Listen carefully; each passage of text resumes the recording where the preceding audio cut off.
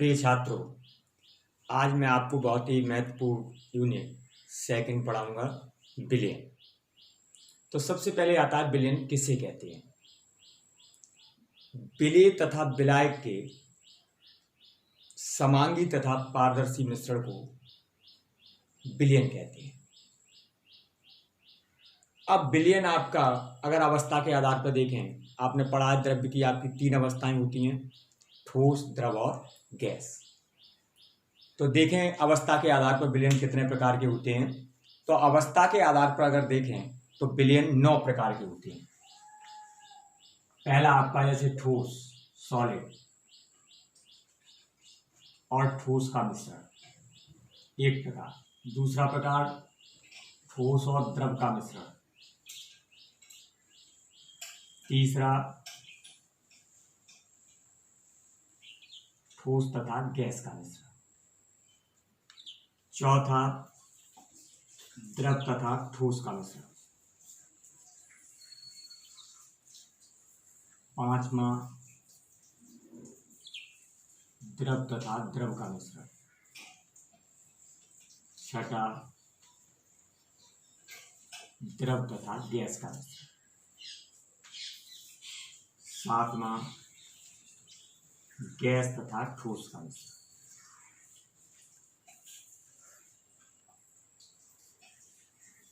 आठवां गैस तथा द्रव का मिश्रण। नवां गैस तथा गैस का मिश्रण।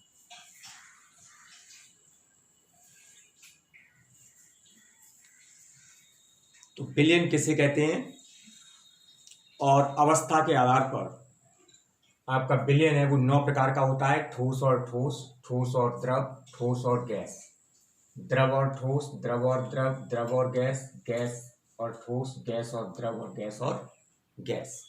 तो इस प्रकार से जो बिलियन है ए होमोजेनियस मिक्सचर ऑफ 2 और मोर pure component is called solution. तो सॉल्यूशन आपका 9 प्रकार का होता है। दूसरा आता है आपका, अगर सांद्रता के आधार पर देखें तो जो बिलियन होते हैं वो 5 प्रकार के होते हैं। पहला आता है तन बिलियन।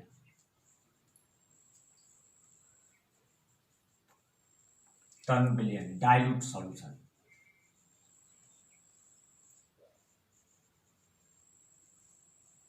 दूसरा आपका सांद्र बिलियन।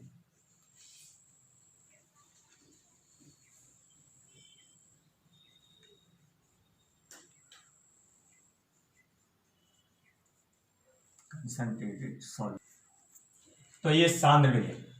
तीसरा होता है आपका संतृप्त विलयन।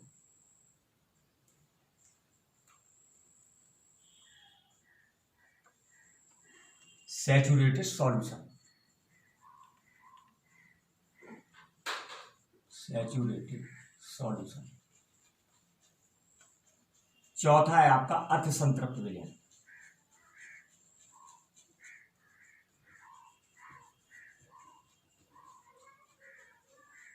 Unsaturated solution.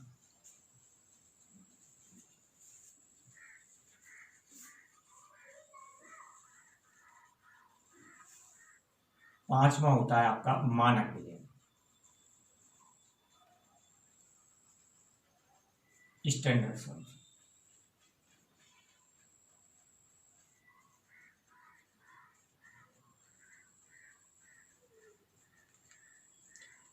तो द्रव्य की अवस्था के आधार पर विलयन आपके 9 प्रकार के होते हैं।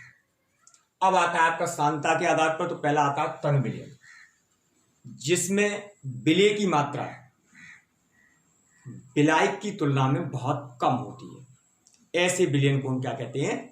तन विलयन कहते हैं। मतलब विलायक की तुलनात्मक रूप से अगर हम देखें कि विलय की जो विलायक की तुलना में जो मात्रा होती है वो बहुत कम होती है, ऐसे विलयन को हम क्या कहते हैं? तन विलयन कहते हैं।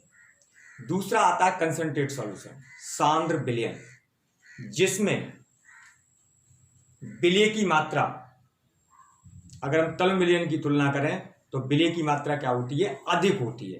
तो ऐसे विलयन को क्या कहते हैं हम? सांद्र विलयन।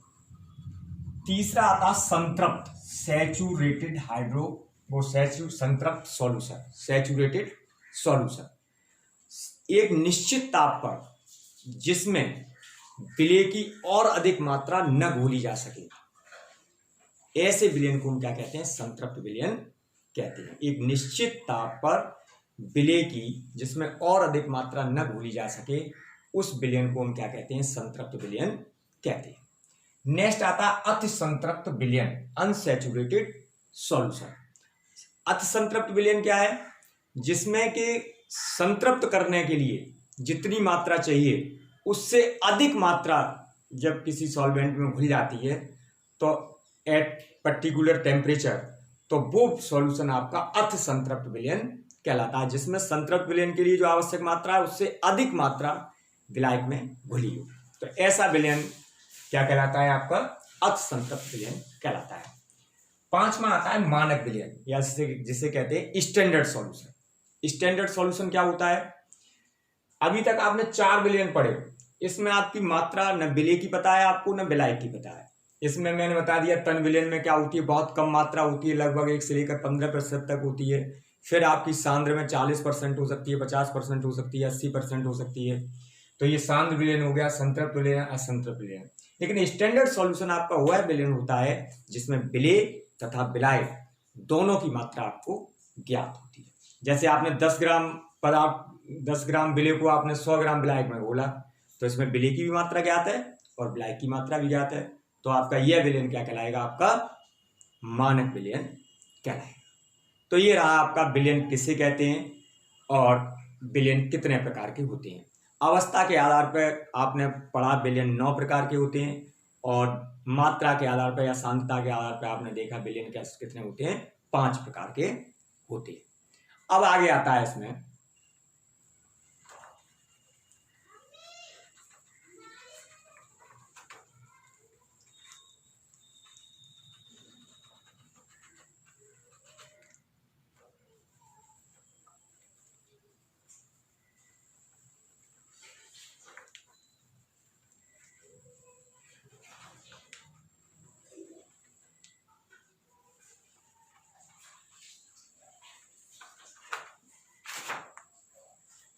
सांद्रता की मात्रा।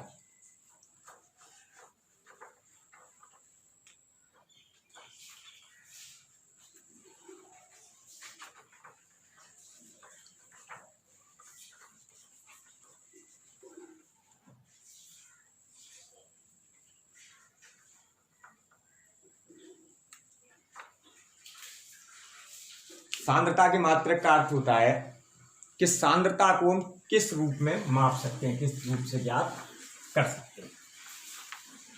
तो देखें,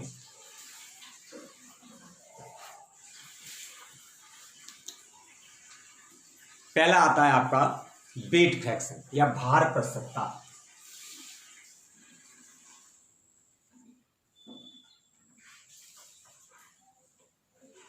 भार प्रतिशतता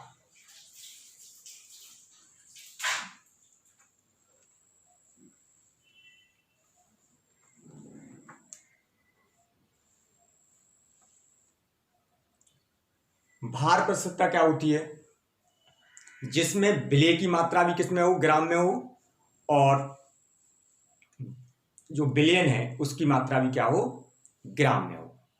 तो इसका सूत्र हो जाएगा भार प्रतिशतता में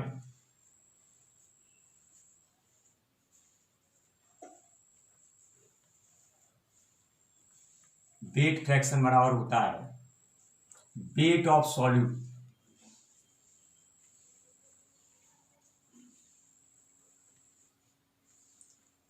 इन ग्राम बटे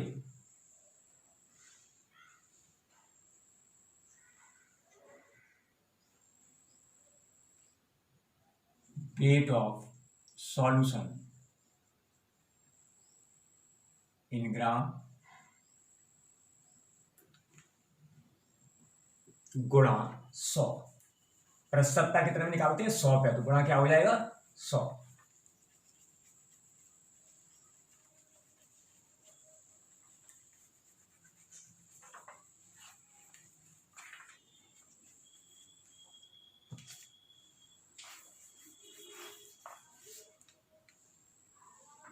गुणा 100।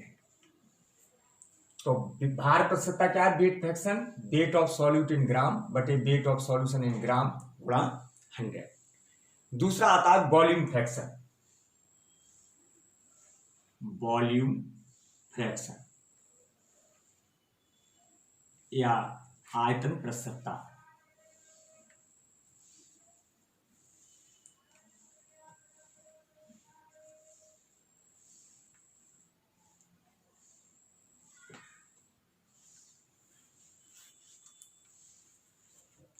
आयतन प्रतिशतता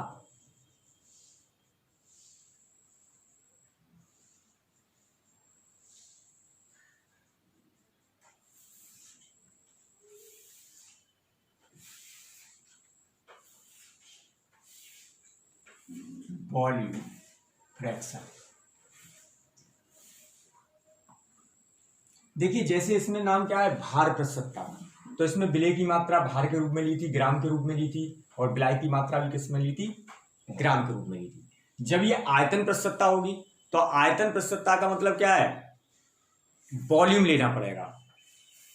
तो देखें वॉल्यूम फ्रैक्शन,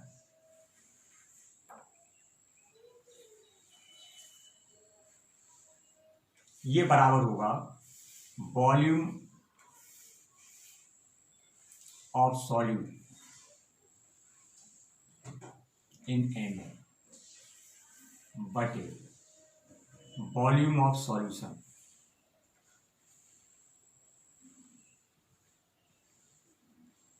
इन ml गुणा 100। प्रतिशतता का मतलब कितने में ज्ञात की जाती है? 100। तो ये हो जाएगा volume of solute in ml गुणा वॉल्यूम ऑफ सॉल्यूशन गुणा 100, या वॉल्यूम ऑफ सॉल्यूट बटे वॉल्यूम ऑफ सॉल्यूशन। लीटर में भी ले सकते हैं, तो इसको वॉल्यूम ऑफ सॉल्यूट बटे वॉल्यूम ऑफ सॉल्यूशन गुणा 100। तो ये रही आपकी दो हो गई, भार प्रतिशतता और आयतन प्रतिशतता। तीसरा बहुत ही इंपॉर्टेंट है, तो ये आती है मोलरिटी या मोलरता।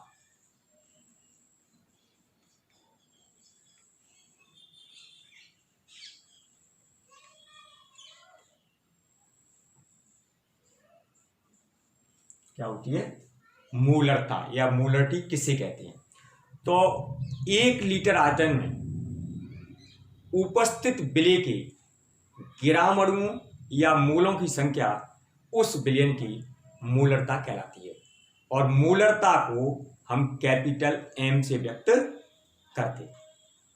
1 लीटर विलयन में उपस्थित विलेय के ग्राम अणुओं या मोलों की संख्या को उस विलयन की मोलरता कहते हैं, और मोलरता को हम कैपिटल M से व्यक्त करते हैं। तो देखें इस पर न्यूमेरिकल्स भी आते हैं, तो इसको सूत्र को याद करेंगे। मोलरता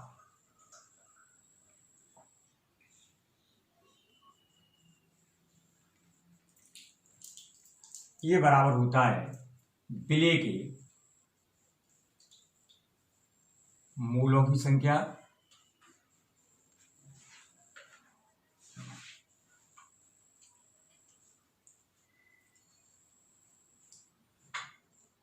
बटे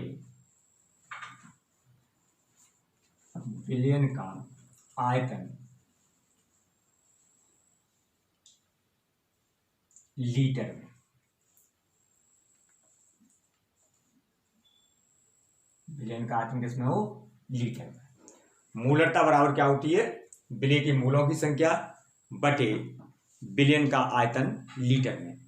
अब इसमें विलेय के मोलों की संख्या अगर नहीं दी है तो हम कैसे ज्ञात करते हैं? जो विलेय की आपकी ग्राम में मात्रा दी होती है उसमें हम क्या करते हैं? विलेय के अणुभार का भाग दे देते हैं। तो यहां पर जो विलेय के मोलों की संख्या जो n होती है, तो मोलों की संख्या कैसे ज्ञात करते हैं?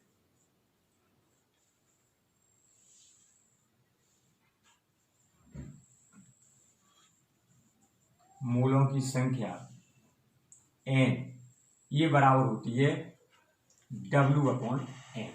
W क्या है? विलेय की ग्राम में मात्रा बटे विलेय का अणुभार। तो यदि हम विलेय की ग्राम में अगर मात्रा दी है और उसमें हम अणुभार का भाग दे देते हैं, तो आपको क्या प्राप्त हो जाती है, अणुओं की संख्या प्राप्त हो जाती है। तो अब इसमें जैसे कि एक आपको उदाहरण दे दिया जाए, क्वेश्चन में अगर दिया हुआ है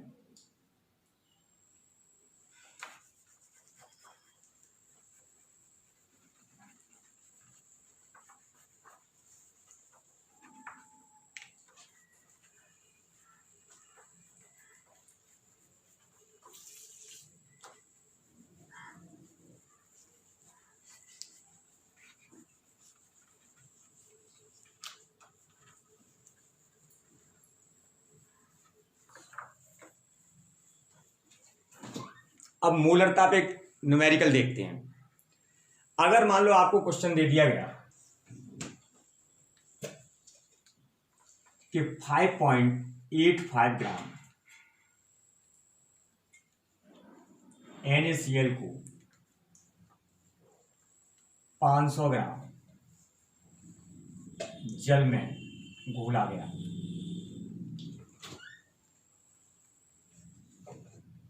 विलयन की मूलरता ज्ञात कीजिए। विलयन की मूलरता ज्ञात कीजिए।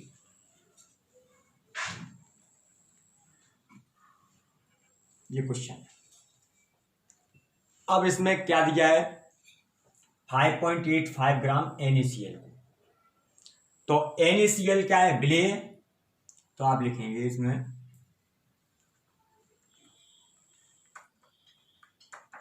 500 ml। अब तो यहां पर लिखेंगे विलेय की मात्रा जो आपको दी गई है कितनी दी है, 5.85 ग्राम। दूसरा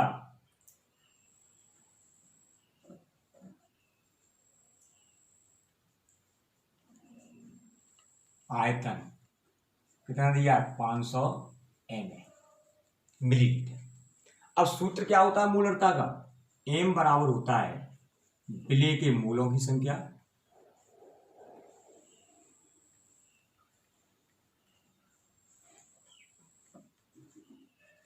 बटे विलयन का आयतन लीटर में।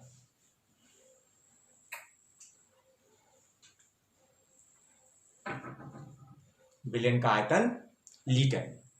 अब आप देखिए विलेय के मूलों की संख्या, विलेय के मूलों की संख्या हम किसके द्वारा निकालते हैं, विलेय की ग्राम में मात्रा बटे विलेय का अणुभार। तो इसमें हम NaCl का अणुभार कैसे निकालेंगे, NaCl का अणुभार निकालिए पहले।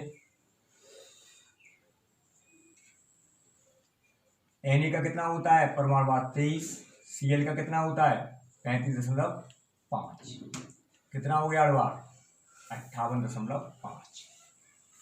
अब आप मान रखें विलेय के मूलों की संख्या, विलेय की मात्रा कितनी दी है 5.85 बटे अणुभार का भाग देंगे 58.5 बटे विलयन का आयतन लीटर में।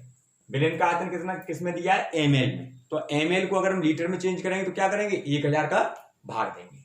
तो इसमें क्या करेंगे 500 बटे 1 और आगे सॉल्व करेंगे तो 5.85 गुणा 1000 बटे 58.5 गुणा 5। ये दशमलव हटाएंगे, ये दशमलव हट जाएगा, 0 हो जाएगा यहाँ। ये कितने बार कटेगा, 10 बार। ये 2 बार कटेगा तो 2/10 या 0.2। इस तरह से ये इसकी मूलरता कितनी आएगी, 0.2 आएगी। क्लियर हो गया होगा।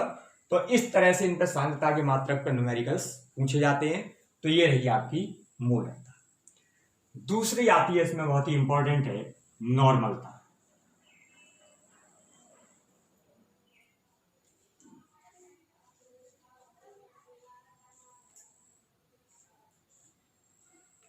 नॉर्मलता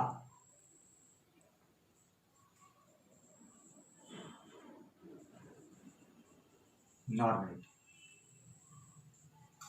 तो समझ लें, बिल्कुल इसकी नॉर्मलता की जो परिभाषा है वो मूलरता के समान है। जैसे कि उसकी परिभाषा क्या थी, 1 लीटर विलयन में उपस्थित विलेय के मूलों की संख्या उस विलयन की क्या कहलाती है, मूलरता कहलाती है। तो यहाँ क्या कर देंगे, मूलों की संख्या की जगह ग्राम तुल्यांकों की संख्या। तो देखें परिभाषा क्या होगी नॉर्मलता की, 1 लीटर विलयन में उपस्थित विलय के ग्राम तुल्यांकों की संख्या को उस विलयन की नॉर्मलता कहते हैं। नॉर्मलता को हम कैपिटल N से व्यक्त करते हैं। देखें तो सूत्र क्या होगा, नॉर्मलता कैपिटल N ये बराबर होती है विलय के ग्राम तुल्यांकों की संख्या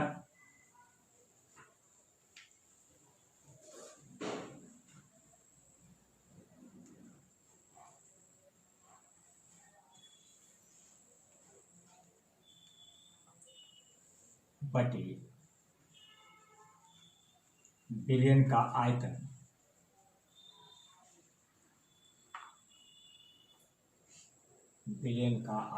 लीटर। तो नॉर्मलता और क्या होता है, विलय के ग्राम तुल्यांकों की संख्या बटे विलयन का आयतन लीटर।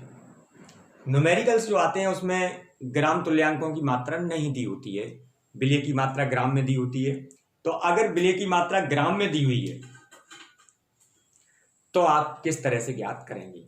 तो जो विलय की ग्राम में मात्रा होती है उसमें अगर हम तुल्यांक की भार का भाग देते हैं तो हमें ग्राम तुल्यांकों की संख्या ज्ञात हो जाती है। अब प्रश्न उठता है कि आप लोग जो ग्राम तुल्यांकों की संख्या को किस तरह से ज्ञात करेंगे या तुल्यांक की भार कैसे ज्ञात करेंगे। तुल्यांक की भार ज्ञात करने के, जैसे कि अम्ल का तुल्यांक की भार ज्ञात करना है तो यहां पर अम्ल का तुल्यांक की भार जो होता है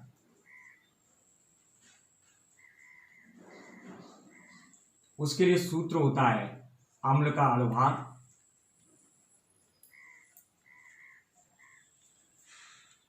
बटे अम्ल में विस्थापनी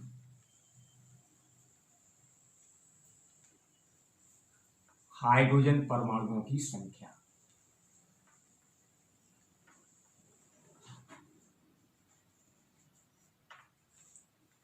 अम्ल का अणुभार, तो मैंने बताया था अम्ल का अणुभार कैसे ज्ञात करते हैं, परमाणु भार को हम जोड़ लेते हैं तो आपको क्या प्राप्त हो जाएगा, अम्ल का अणुभार प्राप्त होगा। अब अम्ल में विस्थापनीय हाइड्रोजन परमाणुओं की संख्या, विस्थापनीय का मतलब होता है रिप्लेसेबल, मतलब कितने हाइड्रोजन परमाणु हैं। जैसे आपका HCl है, सपोज HCl का अगर हम अणुभार लें, HCl का अणुभार क्या हो जाएगा 1 धन 35.5, क्या हो जाएगा 36.5। अब इसका हमें तुल्यांक की बार निकालना है HCl का तुल्यांक की बार, तो क्या हो जाएगा अम्ल का अणुभार 36.5, अम्ल में विस्थापनीय हाइड्रोजन परमाणुओं की संख्या। तो HCl में कितने हाइड्रोजन है, एक ही तो है, तो एक का हम इसमें भाग देंगे तो क्या हो जाएगा 36.5 हो जाएगा। तो इसका मतलब है जिसमें एक हाइड्रोजन परमाणु विस्थापनीय होता है उसका अणुभार और तुल्यांक की भार दोनों बराबर होते हैं। इस तरह से HNO3 है तो उसका तुल्यांक की भार और अणुभार भी क्या होगा, बराबर होगा।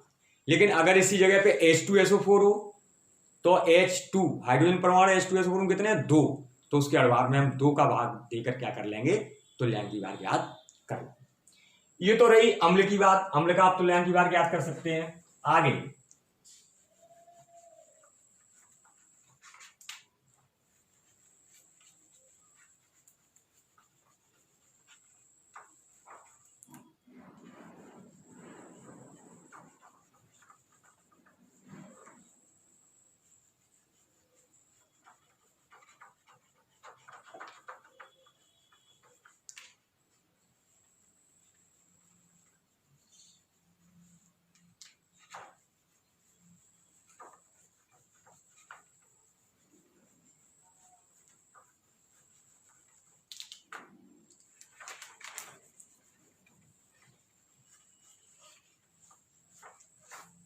आगे जैसे अगर आपको कोई क्षार दिया है तो क्षार का आप तुल्यांक की भार ज्ञात कैसे करें।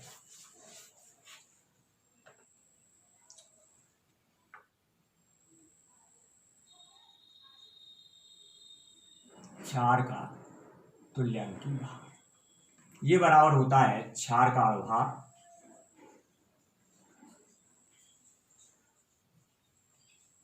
बटे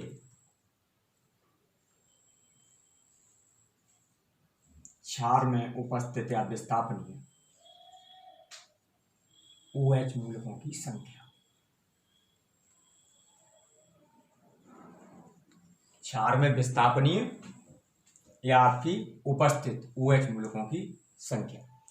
तो इसमें देखें, जैसे कि आपका अगर KOH है, KOH का आपको तुल्यांकी भार निकालना है तो इसका अणुभार निकालेंगे और OH कितना है इसमें 1 है, तो इसमें आप 1 का भाग देंगे तो इसका मतलब है KOH का जो अणुभार और तुल्यांकी भार होगा वो क्या आएगा, समान आएगा। इसी तरह से अगर NaOH का ज्ञात करेंगे तो इसमें भी OH का मान कितना है 1 है, तो इसका भी तुल्यांकी भार और अणुभार क्या आएंगे, समान आएंगे। तो इस तरह से इसमें तो जो विस्थापनीय हाइड्रोजन परमाणुओं की संख्या का भाग देते हैं अणुभार में और उसमें OH मूलकों की संख्या का भाग देते हैं।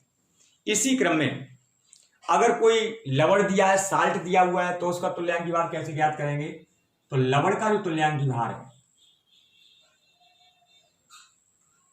वो बराबर होता है लवण का अणुभार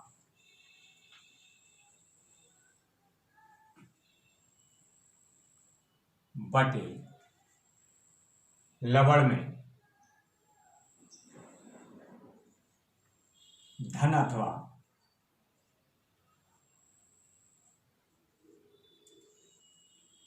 ऋण आवेशों की संख्या।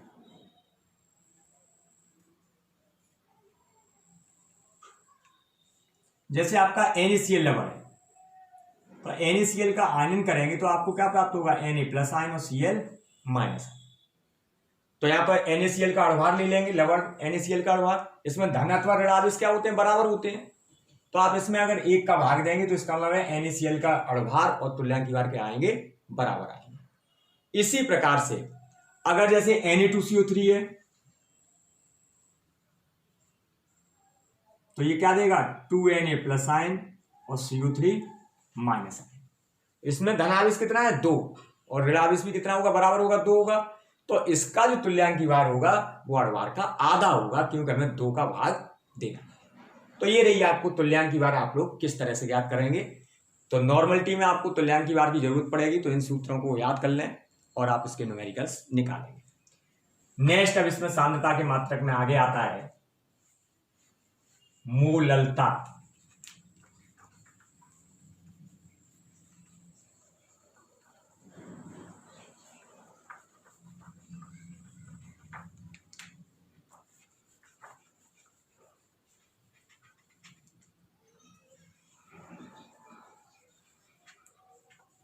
ये भी बहुत ही इंपॉर्टेंट है। मोलरता, नॉर्मलता, मोललता और मोल अंश, ये चारों बहुत ही इंपॉर्टेंट है। तीसरी देखते हैं हम इसमें इसी क्रम में, मोललता।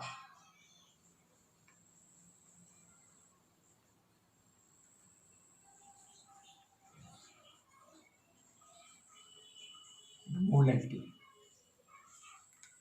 तो मोललता किसे कहते हैं, जैसे कि आपने मोलरता पढ़ा है, मोलरता में मैंने क्या परिभाषा बताई थी, 1 लीटर विलयन में उपस्थित विलय के मोलों की संख्या। ये क्या है, मोललता। मोललता है तो आप क्या कर लें, किलो कर लें लीटर की जगह, तो आपकी परिभाषा हो जाएगी।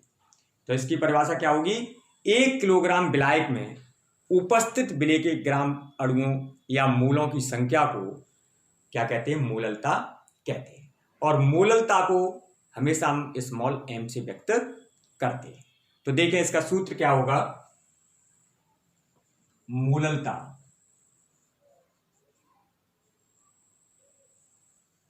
स्मॉल m बराबर हो जाएगा आपका विलय के मोलों की संख्या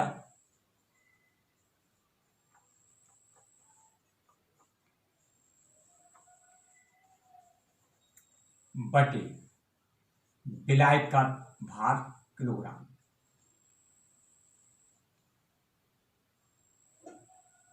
विलायक की मात्रा किलोग्राम। तो विलय के मोलों की संख्या कैसे ज्ञात करते हैं, विलय की जो ग्राम में मात्रा अगर दी होगी तो उसमें हम अणुभार का भाग दे देंगे। तो विलय के मोलों की संख्या बटे विलायक का द्रव्यमान किस में होना चाहिए, किलोग्राम में होना चाहिए। तो इस तरह से ये तीसरा मात्रक क्या था आपका, मूल अंक। नेक्स्ट आता है इसी क्रम में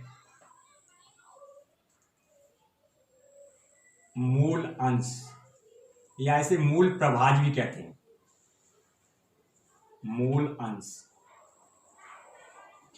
मूल फ्रैक्शन।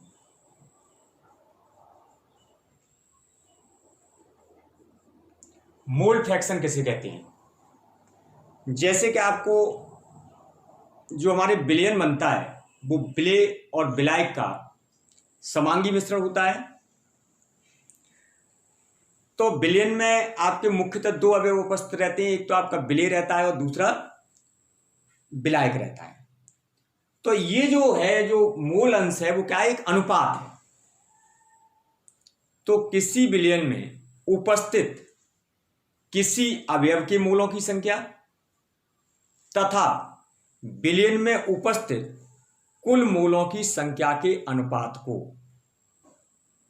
विलेय किसी अवयव के मोलों की संख्या तथा विलयन में उपस्थित कुल मोलों की संख्या के अनुपात को हम क्या कहते हैं, मूल फ्रैक्शन कहते हैं, या हम क्या कहते हैं, मूल अंश कहते हैं। जैसे हम मान लें, माना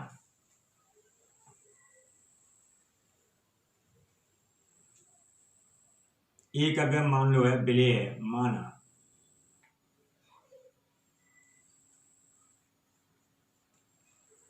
विलेय ए, मान लिया विलेय ए के मोलों की संख्या स्मॉल एन ए तथा विलायक के मोलों की संख्या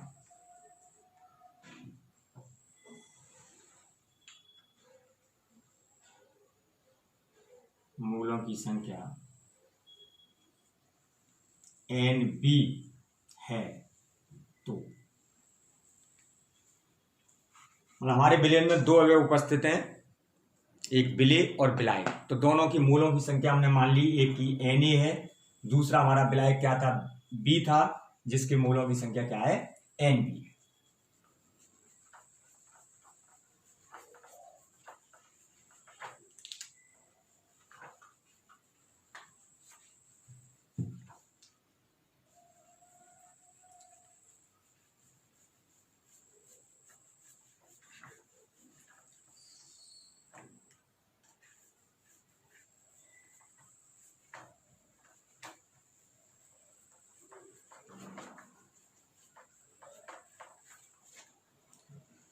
विलायक क्या ले लिया आपने, बी ले लिया, जिसके मूलों की संख्या आपने एन बी मान ली। तो विलयन में कुल मूलों की संख्या कितनी हो गई, विलयन में कुल मूलों की संख्या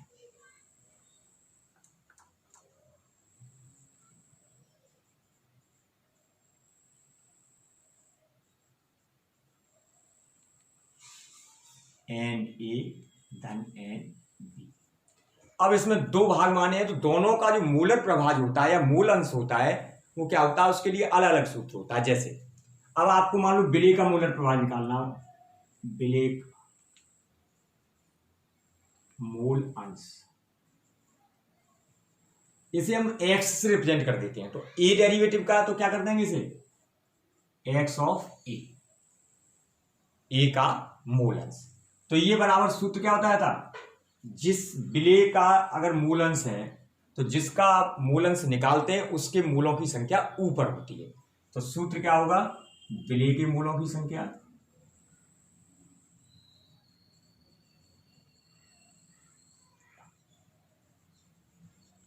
बटे विलयन में कुल मूलों की संख्या।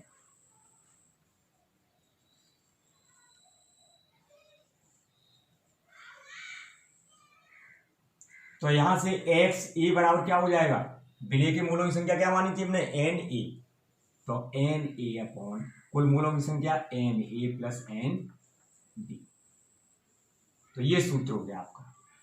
अगर ए डेरिवेटिव का आपको मूल अंश निकालना है तो एक्स ऑफ ए बराबर होगा एन ऑफ ए बटे N A plus N B.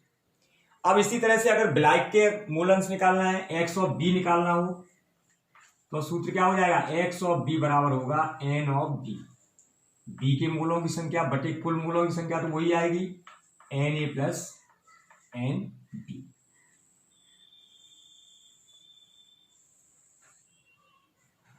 तो एक्स ए बराबर इतना हो जाएगा, एक्स बी बराबर इतना हो जाएगा। इसी प्रकार अगर आपने एक मूल अंश निकाल लिया है तो हमेशा मान लें कि x A plus x B ये बराबर किसके होता है, 1 के होता है। तो अगर एक का निकाल सकते हो तो ये X A plus X of B ये बराबर किसके होगा, 1। तो एक की वैल्यू निकालना तो दूसरे की अपने आप ज्ञात हो जाएगी। ठीक है, तो आज बस इतना ही, शेष आपको नेक्स्ट वीडियो में। धन्यवाद।